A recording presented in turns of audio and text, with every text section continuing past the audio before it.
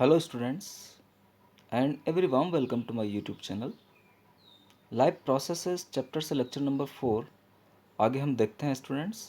Previous lecture में हमने respiration and plants की बात की थी स्टूडेंट्स।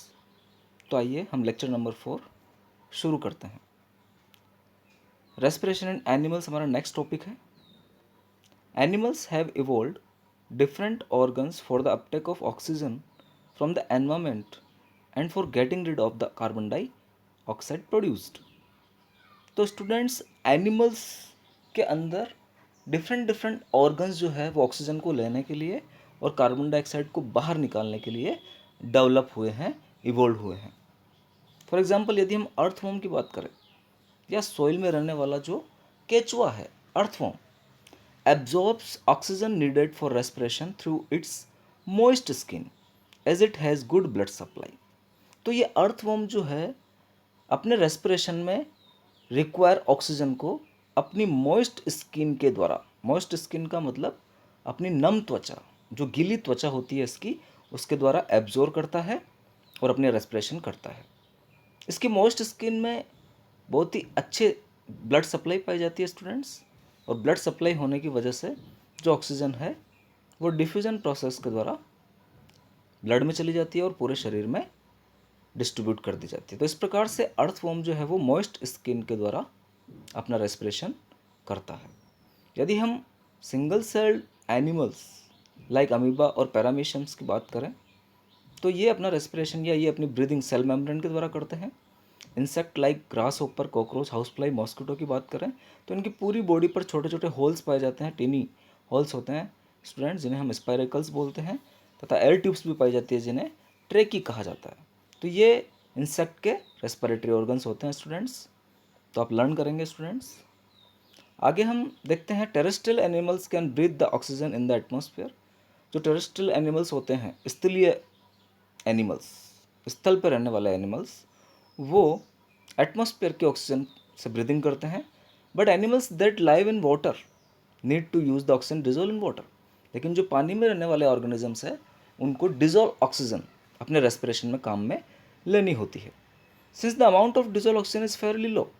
और यदि हम देखें टेरेस्ट्रियल ऑक्सीजन और पानी में पाए जाने वाली ऑक्सीजन की बात करें तो जो पानी में पाई जाने वाली ऑक्सीजन है डिजोल्व ऑक्सीजन, उसकी अमाउंट बहुत ही कम होती है compare to the amount of oxygen in the air. Air में पाई जाने वाली ऑक्सीजन की अमाउंट की तुलना में the rate of breathing in aquatic organisms is much faster. इसीलिए एक्वेटिक ऑर्गेनिजम्स की जो ब्रीदिंग रेट होती है वो ज़्यादा फास्ट होती है than that seen in the terrestrial organisms, terrestrial organisms की कंपैरिजन में। तो बहुत ही इंपॉर्टेंट क्वेश्चन यहाँ से बनता है स्टूडेंट्स। आप लर्न करेंगे कि जो एक्वेटिक ऑर्गेनिजम्स है वो ज़्यादा फास्ट रेट से ब्रीदिंग करते हैं टेरेस्ट्रियल ऑर्गेनिजम्स के कंपैरिजन में। And we can say that animals living in water, या हम यूँ भी कह सकते हैं कि ऐसे एनिमल जो पानी में पाए जाते हैं expend more energy to respire. तो रेस्पिरेशन में ज़्यादा एनर्जी एक्सपेंड करते हैं, खर्च करते हैं than land animals, land animal की तुलना में। आगे फिशेस की बात करते हैं students. Fishes take in water through their mouths and force it past the gills.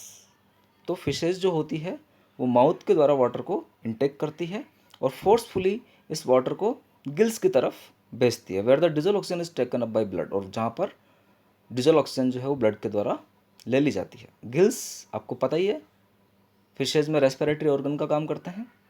Oxygen is brought to the gills as water flows over them. Water जैसे ही गिल्स के ऊपर फ्लो होता है ऑक्सीजन जो है वो वहाँ पर पहुँचाई जाती है और शरीर में भेजी जाती है। एक लीनियर डायग्राम यहाँ पर बताया गया स्टूडेंट्स। वाटर जो है अंदर की तरफ जा रहा है माउथ में, माउथ से वो गिल की तरफ भेजा जा रहा है फोर्सफुली, फिर वो गिल स्लिट्स की तरफ जा रहा है और गिल स्लिट से वो बाहर निकल रहा है। तो गिल्स के द्वारा जो है ऑक्सीजन ले ली जाएगी, उसको शरीर में भेज दिया जाएगा और जो भी कार्बन डाइऑक्साइड वगैरह प्रोड्यूस होगी वो गिल स्लिट्स के द्वारा वापस आउट कर दी जाएगी। तो ये डायग्राम है स्टूडेंट्स, फिशेज में किस प्रकार से रेस्पिरेशन हो रहा है। आपको माउथ दिख रहा है, माउथ से वाटर अंदर की तरफ जा रहा है और फिर जो वाटर है वो गिल की तरफ भेजा जा रहा है फोर्सफुली, और गिल्स के द्वारा ऑक्सीजन को अपटेक किया जा रहा है और ब्लड के द्वारा उसको पूरी बॉडी में भेजा जा रहा है और उसके बाद इससे वापस बाहर निकाल दिया जा रहा है गिल स्लिट्स के द्वारा। इसके गिल्स के ऊपर एक मस्कुलर कवर भी पाया जाता है स्टूडेंट्स। उस मस्कुलर कवर को हम ओपरकुलम कहते हैं। तो आप याद रखेंगे स्टूडेंट्स। आगे हम देखते हैं, terrestrial organisms use the oxygen in the atmosphere for respiration. जैसा कि हमने पहले भी बात की है कि एटमॉस्फेयर में पाए जाने वाले ऑक्सीजन का यूज टेरेस्ट्रियल ऑर्गेनिज्म अपने रेस्पिरेशन में करते हैं। This oxygen is absorbed by different organ in different animals. ये भी हमने देखा है, डिफरेंट डिफरेंट एनिमल्स में डिफरेंट डिफरेंट ऑर्गन्स होते हैं जिसके द्वारा इस ऑक्सीजन को एब्जॉर्ब किया जाता है। All these organs have a structure. अब इन सभी एनिमल्स में पाए जाने वाले ऑर्गन्स की हम बात करें तो इनमें एक स्ट्रक्चर पाया जाता है that increases the surface area which is in contact with the oxygen rich atmosphere. ऐसा एक स्ट्रक्चर होता है जो कि सरफेस एरिया को बढ़ा देता है, और वो सरफेस एरिया जो कि किसके कांटेक्ट में है, ऑक्सीजन रिच एटमॉस्फेयर के कांटेक्ट में है। ऑक्सीजन रिच जो एयर है उसके एब्जॉर्प्शन का सरफेस एरिया जो है इस स्ट्रक्चर के द्वारा बढ़ा दिया जाता है। Since the exchange of oxygen and carbon dioxide has to take place across the surface. अब आगे हम देखते हैं कि ऑक्सीजन और कार्बन डाइऑक्साइड का जो एक्सचेंज होना है वो इस सरफेस के अक्रॉस होना है। This surface is very fine and delicate. तो ये जो सरफेस होती है ये बहुत ही फाइन होती है और डेलिकेट होती है, बहुत ही थिन होती है और बहुत ही सॉफ्ट होती है। In order to protect this surface, इस सरफेस को प्रोटेक्ट करने के लिए it is usually placed within the body. ये प्राय बॉडी के अंदर पाई जाती है। So there have to be passages that will take air to this area. इसलिए हर एक एनिमल में एक पैसेज पाया जाता है, एक पथ पाया जाता है जो कि एयर को लेकर इस एरिया तक पहुंचाता है। In addition there is a mechanism for moving the air in and out of this area. और एडिशनली एक मैकेनिज्म भी पाई जाती है जो कि एयर को इन और आउट करने के लिए जिम्मेदार होती है, where the oxygen is absorb, और ऑक्सीजन को एब्जॉर्ब करवाने के लिए रेस्पॉन्सिबल होती है। तो मैकेनिज्म भी आगे हम बात करेंगे स्टूडेंट्स, ह्यूमन बींग्स में देखेंगे। Respiratory system in human beings, आगे हम रेस्पिरेटरी सिस्टम की बात करते हैं ह्यूमन बींग में। In human beings air is taken into the body through the nostrils. Nostrils के द्वारा, हमारे नजल चैम्बर के द्वारा एयर को लिया जाता है, इनटेक किया जाता है। The air passing through the nostrils is filtered by fine hairs that line the passage. और हम जानते हैं कि हमारे नॉस्ट्रिल्स में फाइन हेयर्स, थिन हेयर्स पाए जाते हैं, और ये एयर इन हेयर्स से पास आउट होती है और पास आउट होने के बाद फिल्टर हो जाती है।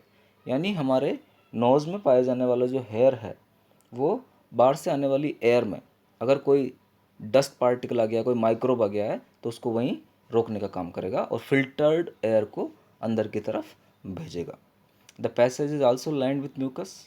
इस पथ में म्यूकस भी पाया जाता है स्टूडेंट्स, चिपचिपा सब्सटेंस होता है which helps in this process. इस प्रोसेस में वो भी हेल्प करता है। From here the air Passage through the throat and into the lungs. और यहाँ से नॉस्ट्रिल्स के बाद जो एयर है वो थ्रोट में चली जाती है और थ्रोट के बाद हमारे गले में, गले के बाद हमारे लंग्स में जाएगी। Rings of cartilage are present in the throat. अब स्टूडेंट्स हमारे थ्रोट में कार्टिलेज की बनी हुई रिंग्स पाई जाती है या उपास्थियों के बने हुए छल्ले पाए जाते हैं। This ensure that the air passage does not collapse. और ये जो छल्ले होते हैं, ये जो रिंग्स होती है, ये इंश्योर करवाती है कि जो एयर पैसेज है, जो हमारा विंड पाइप है, वो कोलैप्स नहीं हो हवा की दबाव की वजह से, पिच के नहीं या चिपके नहीं। तो ये कार्टिलेज की जो रिंग्स होती है वो उसको कोलैप्स नहीं होने देगी। तो स्टूडेंट्स ये ह्यूमन रेस्पिरेटरी सिस्टम का एक डायग्रामेटिक रिप्रेजेंटेशन है और इसमें वेरियस आपको लेबल्ड दिखाए गए हैं और उनके फंक्शन भी यहाँ पर लिखे गए हैं। तो आप सभी लेबलिंग का जो फंक्शन है वो लर्न करेंगे स्टूडेंट्स। जैसे nostrils way for air to enter the body, nostrils के द्वारा जो एयर है वो बॉडी के अंदर एंटर करेगी। फेरिंग्स आपको दिख रहा है, channels the air down the Airways. आगे फेरिंग्स भी चैनल बनाएगा और एयर को डाउन नीचे की तरफ भेजेगा। आगे आपको इधर नेजल कैविटी दिख रही है, nasal cavity purifies humidifies the air. Nasal cavity के अंदर म्यूकस पाया जाता है और फाइन हेयर होते हैं जो कि एयर को प्यूरिफाई करने में और उसको ह्यूमिडिफाई करने में रेस्पॉन्सिबल हो जाएंगे। ओरल कैविटी आपको दिख रही है आगे, let's air and food enter, जहाँ पर एयर और फूड एंटर करती है। एपिग्लोटिस आपको दिख रहा है आगे, keeps food from entering the Airways. तो ये बहुत इंपॉर्टेंट फंक्शन करता है स्टूडेंट्स एपिग्लोटिस। ये जो है keeps food from entering the Airways, food को एयरवेज में या विंड पाइप में जाने से रोकता है। तो अगर आपसे कोई पूछ ले कि जब अपन खाना खा रहे होते हैं और जो खाना अपन ने खाया अगर वो एयर पाइप में भी जा सकता है तो वो क्यों नहीं जाता है, तो एपिग्लोटिस की वजह से नहीं जाता है, क्योंकि वो एपिग्लोटिस आकर एयर पाइप को या विंड पाइप को क्या कर देता है, ढक देता है। तो आप लर्न करेंगे स्टूडेंट्स। तो ऐसे वेरियस पार्ट्स के जो फंक्शंस हैं आप आसानी से लर्न कर सकते हैं स्टूडेंट्स। आगे हम देखते हैं with in the lungs the passage divides into smaller and smaller tubes. Lungs के अंदर ये जो एयर पैसेज है छोटे से छोटे ट्यूब्स में डिवाइड कर दिया जाता है which finally terminate in balloon like structure. और फाइनली ये जो पैसेज है एक बैलून लाइक स्ट्रक्चर में या बैलून लाइक स्ट्रक्चर्स में टर्मिनेट हो जाता है जिन्हें हम एल्यूलाई कहेंगे students. The alveoli provide a surface where the exchange of gases can take place. तो आप याद रखेंगे स्टूडेंट्स, एल्यूलाई वो सरफेस प्रोवाइड कराएगी जहाँ पर गैसेस एक्सचेंज पाया जाएगा, गैसों का आदान प्रदान पाया जाएगा। तो very very important students, एल्यूलाई। The walls of the एल्यूलाई contain an extensive network of blood vessels.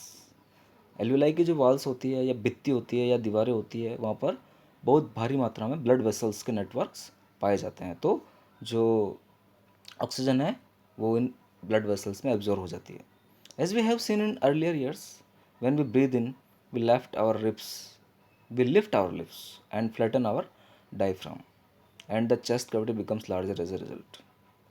तो हमने ऐसा देखा है स्टूडेंट्स, हमने प्रीवियस क्लासेस में पढ़ा है व्हेन वी ब्रीथ इन, जब हम अंदर की तरफ सांस लेते हैं, वी लिफ्ट आवर रिब्स, तो हम हमारी पसलियों को, हमारे रिब्स को ऊपर की तरफ उठाते हैं, एंड फ्लैटन आवर डायफ्राम, और हमारा जो डायफ्राम है वो फ्लैट हो जाता है या चपटा हो जाता है। डायफ्राम भी एक ऑर्गन है स्टूडेंट्स जो केवल मैमल्स में मिलता है, मैमलियन कैरेक्टरिस्टिक्स है, आप लर्न करेंगे। ये फ्लैट हो जाता है and the chest cavity becomes larger as a result, और इसके रिजल्टेंट जो चेस्ट कैविटी है वो लार्ज हो जाती है या उसका वॉल्यूम जो है वो बढ़ जाता है। Because of this air is sucked into the lungs, और इन सभी चीज़ों की वजह से जो एयर है वो लंग के अंदर सक कर ली जाती है या खींच ली जाती है, एंड फिल्स द एक्सपेंडेड एल्यूलाई, और जो एक्सपेंडेड एल्यूलाई है, फैली हुई एल्यूलाई है, उनको फिल कर देती है। The blood brings carbon dioxide from the rest of the body, और ब्लड जो है वो रेस्ट ऑफ द बॉडी से कार्बन डाइऑक्साइड लेकर आता है फॉर रिलीज इनटू द एल्यूलाई, और उसको एल्यूलाई में रिलीज कर देता है। And the oxygen in the एल्यूलर air is taken up by the blood, और एल्यूलाई के अंदर जो ऑक्सीजन होती है वो ब्लड के द्वारा टेक कर ली जाती है in the alveolar blood vessels to be transported to all the cells in the body, और वहाँ से वो ब्लड के द्वारा पूरी बॉडी की सेल्स में ट्रांसपोर्ट कर दी जाती है। तो इस प्रकार से ऑक्सीजन और कार्बन डाइऑक्साइड का ट्रांसपोर्ट होता है students. During the breathing cycle when air is taken in and let out, the lungs always contain a residual volume of air so that there is sufficient time for oxygen to be absorbed and for the carbon dioxide to be released। तो breathing cycle के दौरान हम बात करते हैं students, जब air को take किया जा रहा है और बाहर निकाल दिया जा रहा है, उस समय लंग्स के अंदर हमेशा कुछ ना कुछ रेजिडुअल वॉल्यूम में एयर जो है वो रहती है, अवशेषी आयतन के रूप में यहाँ पर कुछ ना कुछ एयर पाई जाती है। देयर इज सफिशेंट टाइम, इसलिए वहाँ पर सफिशेंट टाइम होता है ऑक्सीजन को एब्जॉर्ब करवाने के लिए और कार्बन डाइऑक्साइड को रिलीज करवाने के लिए। तो आप याद रखेंगे स्टूडेंट्स, हमेशा लंग्स के अंदर कुछ ना कुछ अमाउंट में रेजिडुअल वॉल्यूम के रूप में एयर जो है वो हमेशा पाई जाएगी।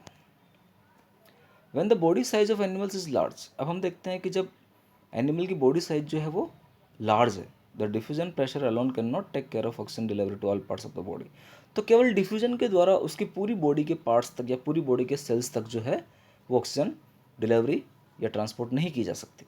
Instead respiratory pigment take up oxygen from the air in the lungs and carry it to the tissues which are deficient in oxygen before releasing it। तो इन एनिमल्स में रेस्पिरेटरी पिगमेंट्स सबसे पहले ऑक्सीजन को टेकअप करते हैं air से, या lung में ली गई ऑक्सीजन को पहले रेस्पिरेटरी पिगमेंट्स के द्वारा इनटेक किया जाएगा, लिया जाएगा, और इनको टिश्यूज़ तक पहुंचाया जाएगा जो कि ऑक्सीजन की डेफिशिएंसी रखते हैं, और वहाँ जाकर इस ऑक्सीजन को ये जो पिगमेंट्स है रिलीज कर देंगे। In human beings the respiratory pigment is haemoglobin. Human being में भी हम एक रेस्पिरेटरी पिगमेंट की बात करेंगे जिसे हम हीमोग्लोबिन कहेंगे students, which has a very high affinity for oxygen, जिसके अंदर ऑक्सीजन से रिएक्शन करने की बहुत ही ज़्यादा एफिनिटी पाई जाती है। This pigment is present in the red blood capsules, यह पिगमेंट आपका रेड ब्लड कैप्सूल से लाल रुधिर कणिकाओं में भी पाया जाता है। इसी के कारण इन सेल्स का जो कलर होता है वो रेड होता है। Carbon dioxide is more soluble in water than oxygen is and hence is mostly transported in the dissolved form in our blood. तो कार्बन डाइऑक्साइड होती है वाटर के अंदर ज़्यादा सोल्यूबल है ऑक्सीजन की तुलना में, इसलिए कार्बन डाइऑक्साइड का मोस्टली जो ट्रांसपोर्ट होता है वो हमारे ब्लड में डिजोल्व फॉर्म में ही पाया जाता है। तो स्टूडेंट्स, ये हमारा लेक्चर नंबर 4 कंप्लीट होता है, जिसमें हमने रेस्पिरेशन इन एनिमल्स और ह्यूमन बींग्स में रेस्पिरेशन की बात की है स्टूडेंट्स। तो आप बहुत अच्छे ढंग से इसे लर्न करेंगे। Thank you students, thank you very much.